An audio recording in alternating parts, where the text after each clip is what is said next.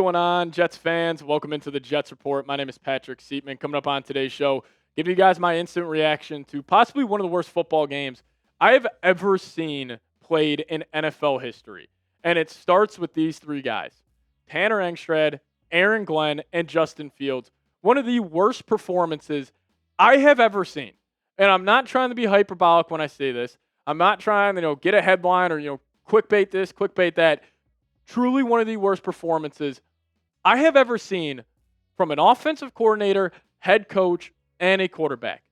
We'll dive into it all on today's show. There's a lot to break down, so stay with us throughout this entire thing. But I do want to first off, even though the Jets are a joke, one of the worst losses we've ever seen, Jets fans, you guys are the best in the world. So thank you guys so much. Crossed over 10,000 subscribers earlier on today. So shout out to all the real ones for hitting that subscribe button. If you guys want daily videos, if you guys want to use this as almost a therapeutic YouTube channel for yourself, please join us every single day. We post daily videos. So if you guys aren't subscribed just yet, change it. Hit that subscribe button today. But I do just want to say quickly here, thank you guys so much for 10,000 subs. All right, we got to start off with the quarterback. This was by far the worst quarterback performance by anybody this season. Justin Fields was flat out terrible. He was sacked 9 times today, and 7 of those sacks are on him. We knew the downside to his game was, one, holding on to the ball way too long, and the processing side of the quarterback position. But I did not think it could be this bad. I mean, he had guys today. There is really no excuse. I mean, I know Justin Fields fans, you guys will defend this guy until, he is finally out of the league, no matter what happens.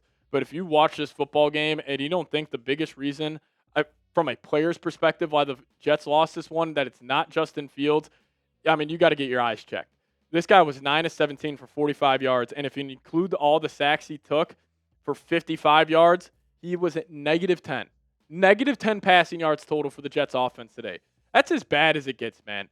I mean, this guy also, even when he wasn't getting sacked, even when he was seeing the field well, which was probably only a handful of plays today, I mean, he was just sailing throws to Garrett Wilson.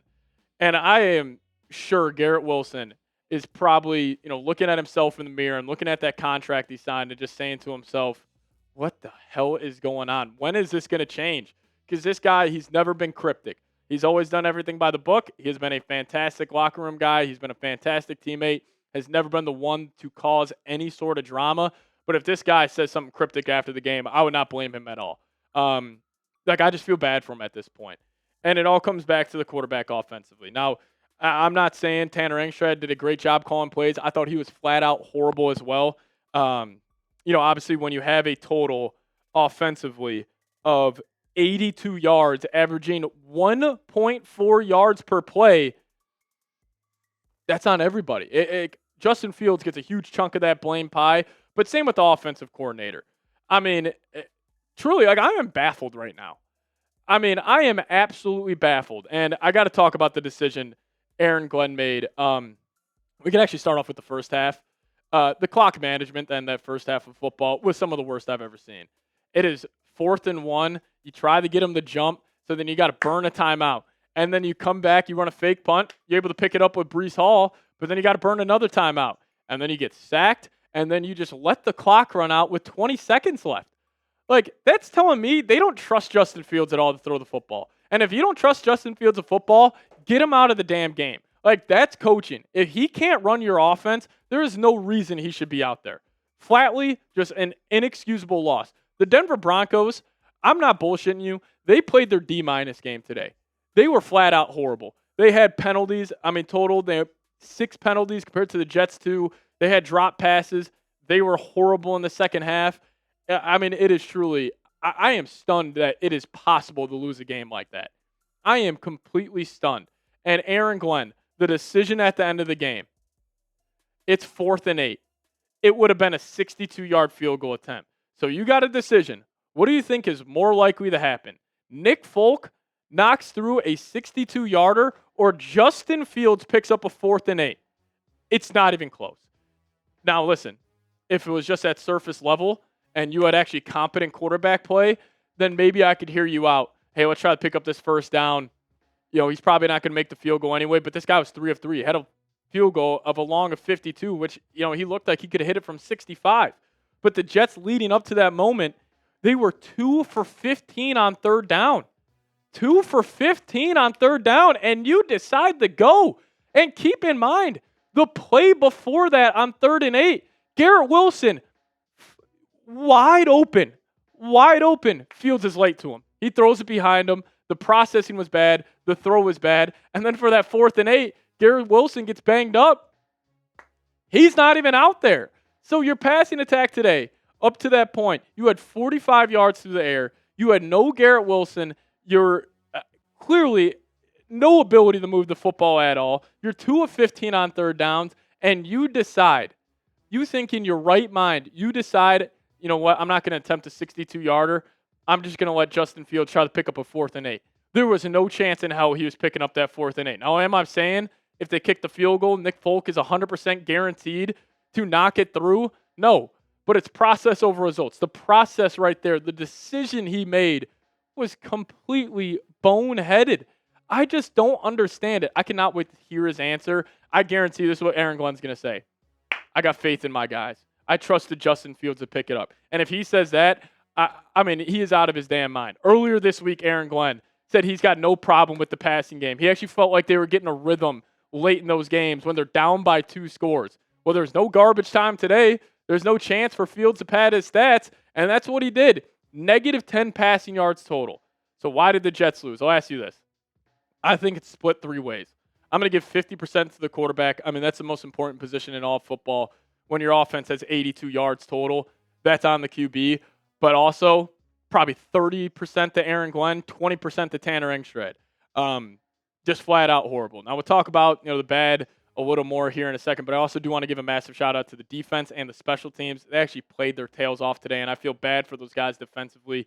We were talking about them being one of the worst units in the league, and they're going against Sean Payton, a Denver Broncos offense that was humming last week in the 4th quarter against the Eagles, and they played their absolute tails off. But quickly, if you guys do want to get a Justin Fields jersey or any jersey for the New York Jets, I'd probably go out there and get a Quinnen Williams jersey if I were them, or if I were you. So click that link, chatsports.com/Jets jerseys. Link for that will be in the comment section and description of today's show. Completely still stunned by this loss. Like, Aaron Glenn, I am not saying, I mean, there's obviously no way he gets fired midseason. That's just not going to happen. And I was saying, even leading up to this week, there's really no chance that he goes one and done.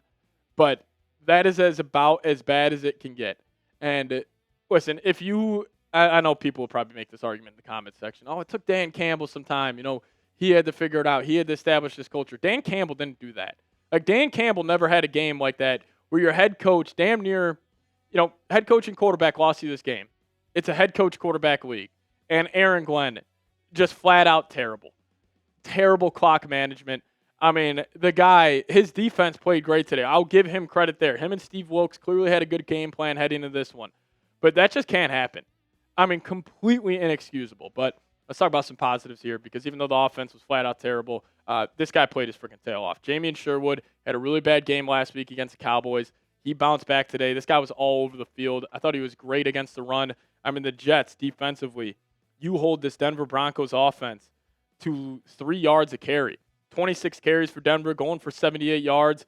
You did a fantastic job, in my opinion. And even, like, Bo Nix, he couldn't really get anything going. He had 40 passing yards in the second half. In total, he was 19 of 30, 174 yards, 1 touchdown. Like, the defense does not really deserve any blame whatsoever. And, we felt this guy's impact. Jermaine Johnson was all over the football field today. Had the 1 sack late in the game to force the, Denver Broncos offense to punt it back to the Jets. I thought he was a monster. This trade, I would tip my cap to Darren Bougie. I mean, Jarvis Brownlee Jr., he might be the best corner in the NFL in terms of stopping the run. This guy shoots gaps at an incredibly high level. He's a freaky athlete as well. And he also had the only Jets takeaway on the season so far on his first drive of the season with this football team. But the defense looked good. Austin McNamara, the Jets punter, I think he's the best guy in the league. He was absolutely fantastic today, but I just can't get over the QB performance we saw today. Justin Fields. I mean, this guy, I don't know how you look at this team, because, listen, they're all going to sit down. They're going to go, I'll watch this film, and they're going to see these receivers starting to run wide open. I don't know how you look these guys in the eyes this week and say, like, yeah, we're going to stick with Justin Fields. Like, it's not a reactionary thing where it's like, too much prisoner of the moment. That can happen, but when you have a performance as bad as this, it is tough to sell to those guys in the locker room. It's tough to sell those guys on defense being like, hey, we're going to continue rolling out with Justin Fields even though we can't throw the ball. I mean, the Jets offense, it is the worst passing attack by a wide margin in the National Football League. I mean, it was just awful. It was flat out awful today. Head coach, quarterback league. Both those guys get an F. I mean, the Denver Broncos, they played their D- game today, and they won a football game. Like, I'm sure the Broncos are just straight up laughing at them. Like, I'm sure they're pissed off with how they played today. Like, I don't think the Denver Broncos locker room is probably that excited right now. Maybe they are defensively, but that offense, I mean, they got to be furious. They had boneheaded penalties. They had drop passes, and I just still can't get over that decision at the end of the game. 4th and 8. You have a chance to take the lead. It is a 62-yard field goal attempt. Just take that chance. Why would you put faith in Justin Fields? Put faith in Nick Folk. Like, Justin Fields was flat out terrible. They were 2 of 15 on 3rd down. Like, it cannot be that bad. Like, flabbergasted, stunned, bamboozled, whatever word you want to use. I just can't believe it. I truly, truly can't believe the performance that Justin Fields and Aaron Glenn had today. I think it's fully on the table that Aaron Glenn is fired after the season if he doesn't turn this around. Because, even though his defense was great today, as a whole this season, they've been poor. Just bad clock management, just bad game management. I think next week that you seriously have to consider going to Tyrod Taylor because I don't know how you look at the guys in the locker room and say, yeah, Fields is the guy. Like, I truly don't know how you do that. So, I mean, I'm guessing it is going to be a dead silent plane ride back to the States for them. I feel bad for the guys on defense. Like Jermaine Johnson, Quentin Williams, Sauce Gardner had a good game. I know he gave up that one touchdown on a miscommunication, but he pretty much blanketed Cortland Sutton. He had one catch for 17 yards. So I feel bad for the guys defensively. But, hey, if you guys made it to the end of today's show, we appreciate all of you guys for tuning in. Just hit me with the GO JETS down below in the comments section. We'll get on out of here. See you guys next time. Go Jets.